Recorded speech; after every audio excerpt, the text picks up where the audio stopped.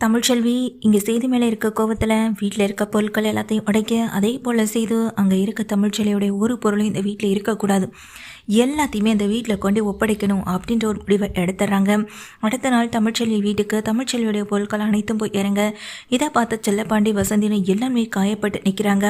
அப்போ தான் தமிழ் அப்பாவை பார்த்து சொல்கிறாங்க, நான் தான் சொன்னல அந்த வீட்டுக்கு எனக்காக பேச போக வேண்டான்னு. இனி அந்த வீட்டு ஆட்கள் கூட உங்களுக்கு ஏதாவது பேச்சுவார்த்தை இருந்தால் கூட அம்மா அப்பான்னு கூட நான் யோசிக்க மாட்டேன். இனி அடுத்த நிமிஷம் இந்த வீட்டில் இருக்க மாட்டேன்.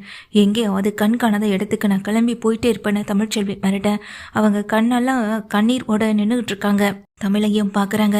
தமிழும் மனசு உடைஞ்சு உள்ளே போகவும் செய்கிறாங்க. தமிழ்ச்சொல்லியோடைய அனைத்து பொருட்களும் வர வீட்டில் இருக்க எல்லாரும் அதை எடுத்து வைக்கவும் செய்கிறாங்க. தமிழ்ச்சொல்லியோடைய ஃபோனு அப்போ தான் அவங்க கைக்கு கிடைக்கவும் செய்தோம். அக்கா இன்னும் எவ்வளோ நேரத்துக்குக்கா இப்படியே உட்காந்துட்டு இருக்க போகிறேன், அக்கா வா சாப்பிட்லான்னு தானே கூப்பிட. தமிழோ இல்லை தானோ என்னால் வர முடியாதுன்னு சொல்கிறாங்க. தனமும் அமைதியாகவே அக்காவை பார்த்துட்ருக்க. தமிழ்ச்செல்வி, நடந்த பிரச்சனைக்கெல்லாம் காரணம் இங்கே நான் இல்லைம்மா, நீ ஃபோன் பண்ணதுனால தானம்மா நானே இந்த கல்யாணத்தை நடத்தினேன் அப்படின்னு அங்கே செல்லப்பாண்டி சொல்ல, அப்பா உண்மையிலேயே நான் தான் உங்களுக்கு ஃபோன் பண்ணேனா அப்படின்னு சொல்ல, என்னம்மா நீ எத்தனை தடவை கேட்டாலும் நான் இந்த ஒரு பதிலை தான் சொல்ல போகிறேன், உங்கள் அப்பா குடிகாரன் தான், ஆனால் அதுக்காக எல்லா நேரமும் அதே நேரத்தில் அப்படியே இருப்பேன் மட்டும் நீ நினைக்காதம்மா அப்படின்னு சொல்லிட்டு தமிழ்ச்செல்வி சொல்ல, தமிழை உடனே தன்னுடைய ஃபோன் எடுத்து பார்த்தபடி அமைதியாகவே நின்றுட்டுருக்காங்க. என்ன தமிழ் என்ன யோசிக்கிறேன்னு அங்கே வசந்தி கேட்க, அப்பாவுக்கு நான் ஃபோன் பண்ணலை, ஆனால் என்னுடைய ஃபோன்லேருந்து யாரோ ஒருத்தவங்க ஃபோன் பண்ணியிருக்காங்க, அப்படி தான் நடந்திருக்கணும்னு சொல்ல, அக்கா அக்கா நான் உன்னுடைய ஃபோனில் ஒரு அப்ளிகேஷன் இன்ஸ்டால் பண்ணி வச்சனே அப்படின்னு சொல்ல, என்னதானோ என்ன சொல்கிறேன்னு கேட்க, ஆமாக்கா ஒரு நாள் நீ உன்னுடைய ஃபோனை என்கிட்ட கொடுத்துட்டு அவசரமாக கிளம்பி வெளியே போனல, அப்போதான்க்கா இதை நான் செஞ்சேன் அப்படின்னு சொல்கிறாங்க. என்னதானோ எதை பற்றி பேசிக்கிட்டு இருக்கேன்னு தமிழ்ச்செல்வி கேட்க, இல்லைக்கா உன்னுடைய ஃபோனை அனாவசியமாக மற்றவங்க எடுத்தாலும், அனாவசியமானு சொல்கிறத விட உன்னையை தவிர்த்து மற்றவங்க யார் இந்த ஃபோனை தொட்டாலும் அவங்களுடைய கைரேகை இந்த ஃபோனில் பதிவாகும் அப்படின்னு சொல்லும்போது இதை கேட்டதுமே தமிழ்ச்செல்வியும் இங்கே ஷாக் ஆகுறாங்க. அது மட்டும் இல்லைக்கா, கைரேகை பதிவாகிறது எந்த டைம் அப்படின்றது வரைக்குமே இதில் ரெக்கார்ட் ஆகியிருக்கும் அப்படின்னு சொல்லும்போது இதை கேட்ட உடனே தமிழ்ச்செல்வி அப்படி என்ன அப்ளிகேஷன் எடு அப்படின்னு எங்கள் தனத்துக்கிட்ட கொடுக்க, தானே உடனே தேடி எடுக்கிறாங்க. அக்கா இதோ இருக்குக்கா இந்த அப்ளிகேஷன் தான் அப்படின்னு சொல்லிட்டு கொடுக்க, தமிழ்ச்செல்வி அதை பார்க்குறாங்க.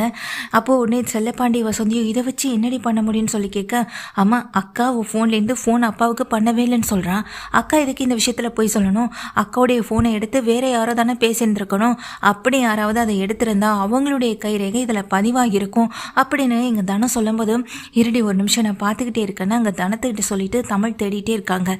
டேட்டு டைமு இது எல்லாமே கரெக்டாக இருக்குது அவங்க கைரேகையோட.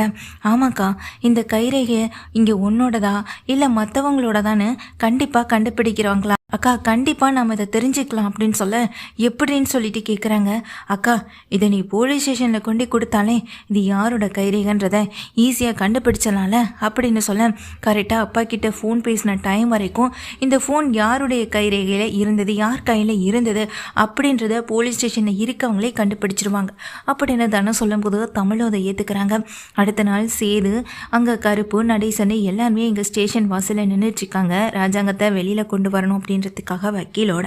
அப்பதான் இங்கே சேதுவை பார்த்துட்டு தமிழ்ச்செல்வியும் உள்ளே வராங்க. ஏய் இங்கே இதுக்கடி வந்த, ஏன் அப்பாவெல்லாம் நீ பார்க்கவே கூடாது, ஏன் அப்பாவை பார்க்கறதுக்கான தகுதியோ உரிமையோ உனக்கு கொஞ்சம் கூட இல்லை, என்ன உன்னை வீட்டை விட்டு வெளியே அனுப்பிட்டோன்றதுக்காக அப்பா கிட்ட பேசி நைஸாக வீட்டுக்குள்ளே வந்து இங்கே சேர்ந்துக்கலான்னு பார்க்குறியா அப்படின்னு அங்கே சேது சொல்லும்போது, யோ நீ ஒன்றே என்னை வீட்டை விட்டு வெளியே அனுப்பலை, நான் தாயா உன் கூட வாழ பிடிக்கலன்னு அந்த வீட்டை விட்டு வெளியே வந்திருக்கேன், இப்போ கூட வந்தது நான் எனக்காக தானே தவிர உனக்காகவும் உன் அப்பாவுக்காகவும் நான் இங்கே வந்து நிற்கலை, எனக்கு ஒன்றும் அவரை பார்க்கணுன்ற அவசியமும் இல்லை அப்படின்னு சொல்லிட்டு தமிழ் நேராக உள்ளே போக, ஏய் நெல்லடி அப்படின்னு பின்னாடியே கத்திக்கிட்டே இங்கே சேதுவும் பின்னாடியே போக, கருப்பும் சேது அமைதியாக இருன்னு சொல்லிட்டு ஓடுறாங்க. சார் நான் ஒரு கம்ப்ளைண்ட் கொடுக்கணும் அப்படின்னு தமிழ்ச்செல்வி போய் நிற்க, என்னம்மா என்ன கம்ப்ளைண்ட் அப்படின்னு சொல்லி தமிழ்ச்செல்வி உட்கார வச்சு பேசவும் செய்கிறாங்க. சார் இவ கொடுக்குற கம்ப்ளைண்ட்லாம் நீங்கள் எடுத்துக்காதீங்க சார் அப்படின்னு சேது கத்த, நீ யாருப்பா நீ கொஞ்சம் அமைதியாயிரு அப்படின்னு அங்கே உடனே போலீஸ் எங்கள் சேதுவை பார்த்து திட்டிட்டு, என்னம்மா என்ன கம்ப்ளைண்ட் அப்படின்னு சொல்லி கேட்குறாங்க. சார், என்னுடைய ஃபோனை அனாவசியமாக ஒருத்தவங்க எடுத்திருக்காங்க. அவங்களுடைய கைரேகை இதில் பதிவாகியிருக்கு. அவங்க தான் என்னுடைய ஃபோன்லேருந்து என் அப்பாவுக்கு என்னுடைய குரலில் பேசவும் செஞ்சுருக்காங்க. என் அப்பாவுக்கு நான் எந்த விஷயத்தையும் சொல்லலை. நான் சொன்ன ஒரு விஷயம் அப்படின்றத நம்பி எங்கள் அப்பா ஒரு பெரிய ஒரு வேலையை பார்த்துட்டாரு. அது எங்கள் அப்பாவுடைய தப்பு இல்லை. என்னுடைய நம்பர்லேருந்து என்னுடைய குரலில் பேசின அந்த ஆளுடைய தவறு தான். அதை நீங்கள் தான் யார் என்னென்னு கண்டுபிடிக்கணும் அப்படின்னு சொல்ல குடும்ப ஃபோன் அப்படின்னு சொல்லி வாங்கிக்கிறாங்க. சார், இதில் 9:30லேருந்து 9 அதாவது 6 நிமிஷமாக எங்கள் அப்பா கிட்ட ஃபோனில் பேசியிருக்காங்க. அவங்க பேசின அந்த டைமிங் வரைக்கும் அவங்களுடைய கைரேகை ஸ்கேனர் மூலமாக என்னுடைய ஃபோனில் எங்கே பதிவாகியிருக்கு. அந்த கைரேகை இதோ இந்த சேது குடும்பத்தை சேர்ந்தவங்களாக தான் இருக்கணும்.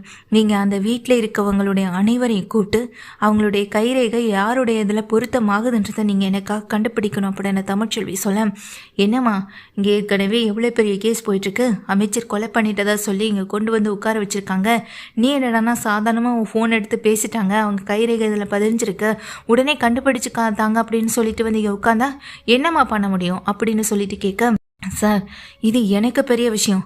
அமைச்சர் இங்கே கொலை பண்ணியிருக்காருன்னா அவர் கொலை பண்ணலை, அந்த கொலையை யார் பண்ணியிருப்பாங்கன்றதை கண்டுபிடிக்க வேண்டியது அவங்க குடும்பத்து ஆட்களுக்கு தான் இருக்குது. ஆனால் நான் எனக்காக தான் சார் வந்து பேச முடியும். எனக்காக வேறு யாரும் வந்து நிற்க மாட்டாங்க, பேசவும் மாட்டாங்க அப்படின்னு தமிழ் சொல்லிட்டு அங்கே போலீஸை பார்த்து சொல்கிறாங்க. சார், இதுக்கு மேலே நீங்கள் இதை ஆக்ஷன் எடுக்க விரும்பலைன்னா இதை விட நான் டிஜிபியை போய் பார்க்க முடியும் அப்படின்னு தமிழ்ச்செல்வி சொல்ல, அட என்னம்மா நீ அப்படின்னு சொல்லிட்டு இங்கே சேது ஃபேமிலியில் இருக்க எல்லாருமே ஸ்டேஷனுக்கு வரவழைக்கிறாங்க. என்னையா சேது, உடனே ஃபோன் போட்டு இங்கே ஸ்டேஷனுக்கு வரச்சேன், என்னாச்சு, உன் அப்பனை வெளியே விட்டுருவாங்கல்ல அப்படின்னு பதட்டத்தோட அப்பாத்தா கேட்க, இது அப்பாவுக்காக இல்லாப்பதா, இது வேற ஒருத்தவங்களுக்காகன்னு எங்கள் சேது சொல்லும்போது கருப்பு விஷயத்த சொல்கிறாங்க. இதை கேட்ட மோகனா அப்பத்தா ஈஸ்வரி, சௌத்ரி, தாமரை இப்படி எல்லாருமே அதிர்ந்து போய் நிற்கிறாங்க. ஏன் ஈஸ்வரி, ஐஸ்வர்யா, சித்ரா உட்பட. என்ன செய்து அதுக்கெல்லாம் நீ எதுக்கு அனுமதிச்சுன்னு பதட்டப்படுறாங்க ஈஸ்வரியும். ஆமாம்மாம்மா, இதெல்லாம் ஒரு பெரிய விஷயமே இல்லையே. தன்னையே இந்த விஷயத்துலேருந்து காப்பாற்றிக்கணுன்றதுக்காக தான் இப்படிப்பட்ட ஒரு ட்ராமாவை இவங்க பண்ணிக்கிட்டு இருக்காங்க. நீங்களும் அதை நம்பி ஏமாந்துடாதீங்க மாமா அப்படின்னு மாம்சை பார்த்து சொல்லிட்டு இருக்காங்க சேதுவை பார்த்து. சேதுவும், அதெல்லாம் எனக்கு தெரியாது ஐஸ்வர்யா, என்னதான் இவ ட்ராமா போட்டாலும் ஸ்டேஷனில் இருக்கவங்களே கண்டுபிடிச்சி கழுத்தை பிடிச்சி வெளியே தள்ளுறாங்களா இல்லையான்னு பார்த்துக்கிட்டே இரு அப்படின்ற மாதிரி சொல்ல, உள்ள இங்கே ஸ்டேஷனில் இருக்கவங்க கூப்பிட்றாங்க. கைரேகை நிபுணரும் வந்துட்டாங்க. அதில் இருக்க கைரேகையும் இதில் இருக்க கைரேகையும் ஒன்றான்றதை கண்டுபிடிக்கிறதுக்கு சிஸ்டம் எல்லாமே ரெடியாக இருக்குது. ஒவ்வொருத்தவங்களா வந்து அவங்க கைரேகையை பதிவு பண்ணுங்க அப்படின்னு சொல்ல எல்லாருமே வந்து பதிவு பண்ணிடுறாங்க. ஐஸ்வர்யாவும் சித்ராவும் பயந்த மாதிரியே நிற்கிறாங்க. ஈஸ்வரின்னு 3 பேருக்குமே பயம் அதிகமாகுது. அந்த பயத்தோடு நின்றுட்டு இருக்க, என்ன சின்னம்மா சித்ரா நீயும் போய் பண்ணு அப்படின்னு மோகனாவும் சொல்கிறாங்க, இங்கே சேதுவும் சொல்கிறாங்க. எல்லாமே பண்ணிவிட்டு அங்கே ஐஸ்வர்யாவும் பண்ணும்போது மேட்ச் ஆகுது, சித்ரா பண்ணும்போதும் மேட்ச் ஆகுது, ஈஸ்வரி பண்ணும்போதும் மேட்ச் ஆகுது. ஏன்னா அந்த குறிப்பிட்ட டைமுக்குள்ளே 3 பேருடைய கையில் இந்த ஃபோன் வந்துட்டு மாறி இருக்கு. அந்த ஃபோன் மாறினதுக்கான இந்த ஆதாரம் தான் இது அப்படின்ற மாதிரி அந்த இடத்துல வந்து 3 பேரோடய மேட்ச் ஆகுது. உடனே அங்கே கம்ப்யூட்டர் சிஸ்டத்தில் உட்காந்துருக்கவங்களும், சார் இந்த கைரேகை 3 பேரோட மேட்ச் ஆகுது, அவங்க ஃபேமிலியில் இருக்கவங்களோடது அப்படின்னு சொல்ல, யார் யாருன்னு சொல்லி கேட்க, சித்ரா, ஈஸ்வரி, ஐஸ்வர்யா இவங்க 3 பேருடைய கைரேகை தான் இந்த தமிழ்ச்செல்வியுடைய ஃபோனில் பதிவாகியிருக்கு ஸ்கேனர் மூலமாக அப்படின்னு சொல்ல, அது குறிப்பிட்ட இந்த டைம்குள்ளே மட்டும்தான் அப்படின்னு சொல்கிறாங்க. இது கேட்ட உடனேயே தமிழ்ச்செல்வியும் அதிர்ந்து போய் பார்க்குறாங்க. சித்ரா, ஈஸ்வரி, ஐஸ்வர்யான்னு 3 பேரும் அதிர்ச்சியோடு நிற்கிறாங்க. என்ன சொல்கிறீங்க, என்ன சின்னம்மா அப்படின்னு சொல்லிட்டு கேட்க, என்னடி விளையாடுறியா அப்படின்ற மாதிரி தமிழ்கிட்ட ஓடி வந்து இவங்க செய்தி கேட்க, யோ விளையாடுறதெல்லாம் உனக்கும் குடும்பத்துக்கும் தாயா தெரியும். எனக்கு ஒன்றும் உங்கள் கூட விளையாடி பொழுத கழிக்கிறதுக்கு ஒன்றும் நேரம் இல்லை. அதை விட உங்களை விட அதிகமான முக்கியமான வேலை எனக்குள்ளே ஓடிட்டுருக்கு. இந்த ஃபோனை எடுத்தது யார், எதுக்காக ஃபோன் செஞ்சாங்கன்னு அவங்கள கண்டுபிடிச்சாலே இந்த கொலை பண்ணது யாருன்ற விஷயமும் தெரிய வரும். முதல்ல நீ கொஞ்சம் அமைதியாரியா அப்படின்னு சொல்லிட்டு உண்மையை சொல்லு. ஏன் ஃபோன்லேருந்து எதுக்காக என் அப்பாவுக்கு ஃபோன் பண்ணீங்க? உங்கள் 3 பேரில் யாரோ ஒருத்தவங்க தான் குரல் மாற்றி என்ன மாதிரி எங்கள் அப்பா கிட்ட பேசியிருக்கீங்க. உண்மையை சொல்ல போகிறீங்களா இல்லையான்னு தமிழை கேட்க, சேதுவுக்கு தெரிஞ்ச ஒரு விஷயம், அந்த ஐஸ்வர்யா தான் வீட்டில் இருக்க எல்லாருடைய குரலையும் மாற்றி மாற்றி பேசக்கூடிய ஆள். ஏன்னா ஐஸ்வர்யா தான் எங்கள் சேதுக்கிட்ட வந்துட்டு மாற்றி பேசவும் செஞ்சுருக்காங்க. அதனால் எங்கள் சேது ஐஸ்வர்யாவோ ஒரு சந்தேக கண்ணோட பார்க்க, இல்லை மாம்சு நான் அப்படி எதுவும் பண்ணலைன்னு சொல்லும்போதே எங்கள் பல்லான்னு ஒரு அறை எங்கள் கன்னத்தில் விலகவும் சேது விட்ட உடனே ஐஸ்வர்யா கீழே போய் விலக, சார் இதில் சந்தேகமே வேணாம், ஐஸ்வர்யா தான் வீட்டில் இருக்க எல்லார் குரலையும் மாற்றி பேசக்கூடியவன். அப்போது அவள் தான் தமிழ்ச்செல்வியுடைய ஃபோன்லேருந்து அவங்க அப்பாவுக்கு ஃபோன் பண்ணி இப்படிப்பட்ட ஒரு காரியத்தை செய்ய சொல்லியிருந்திருக்கா அப்படின்னு சொல்ல, இங்கே பார், இப்போ நீ உண்மையை சொல்ல போறியா இல்லையான்னு அங்கே லேடி போலீஸும் அடித்து விசாரிக்கிறாங்க. அதில் சித்ரா, ஐஸ்வர்யா 3 பேரும் சிக்கவும் செய்கிறாங்க. 3 பேருமே உண்மையை ஒத்துக்கவும் செய்ய, இங்கே தமிழ்ச்செல்வியும் அப்போது என்னுடைய குரல்லேருந்து பேசினது நீங்கள் தான் இல்லையான்னு சொல்லி கன்ஃபார்ம் பண்ணிக்கிட்டு இங்கே 3 பேரையும் பயங்கரமாக திட்டுறாங்க. உடனே ஸ்டேஷனில் இருக்கவங்க கிட்ட, எங்கள் அப்பாவுக்கு ஃபோன் பண்ணி இந்த கல்யாணத்தை நடக்க வைக்க சொன்னதுக்கான காரணம் என்னவா இருக்கும்னு யோசிக்கிறீங்க? எல்லாம் எதுக்காகன்னு நானே சொல்கிறேன். இங்கே என் மாமனாருடைய அமைச்சர் பதவி பறி போகணும், எந்த பிரச்சனைகளுக்கும் போகக்கூடாதுன்னு சொல்லியிருந்தாங்க தலைவர். ஆனால் அதை மீறி போனால் என்ன ஆகும்னு தெரிஞ்சுக்கிட்டதுனால தான் இந்த வேலையை அவங்க பார்த்துருக்காங்க. ஒன்று, இந்த வீட்டை விட்டு என்னை வெளியே அனுப்பணுன்ற ஒரு நோக்கம் இருந்தாலும் முக்கியமான இன்னொரு நோக்கம் எங்கள் மாமாவை பழி வாங்குறத மட்டும்தான் இருக்க முடியும்.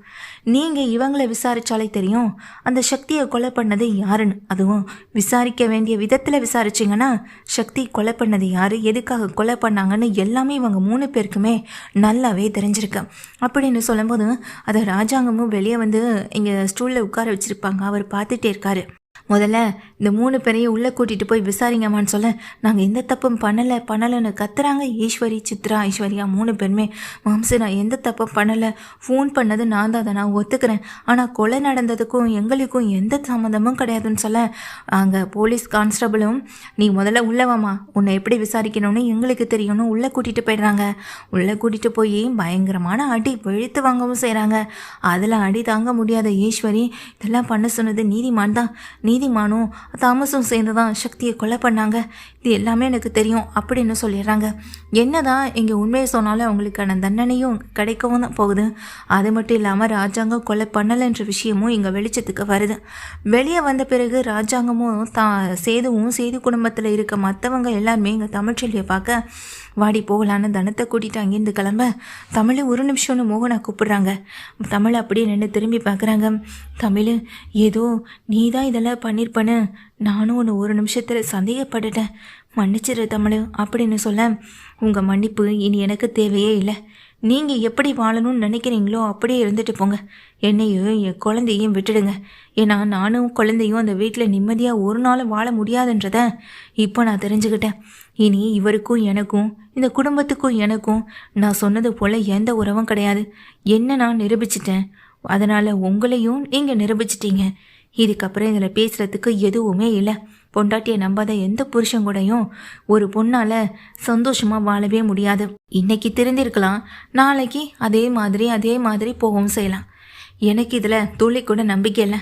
என்கிட்ட இனிமே வந்து கெஞ்சுறதும் வேண்டாம், அந்த கெஞ்சுறதுனால நான் சம்மதி பண்ண நினைக்கிறதும் வேண்டாம். இந்த தமிழ்ச்செல்வி எடுத்த முடிவு எடுத்தது தான். இனி உங்கள் யார் முகத்துலையும் நான் முழிக்கவே மாட்டேன் அப்படின்னு கோவத்தோடு சொல்லிட்டு போக, சேது அதெல்லாம் பார்த்து கண்கலங்கி அழுகவும் செய்கிறாங்க. அப்பா அப்படின்னு அப்பா தோளில் சாஞ்சிட்டு அழுக, ராஜாங்கமோ பதில் பேச முடியாமல் நின்றுட்டுருக்காங்க. மொத்தத்தில் குடும்பத்தில் இருக்க எல்லாருமே தமிழ்ச்செல்வி மேலே சந்தேகப்பட்டு பெரிய தப்பை பண்ணிட்டாங்க.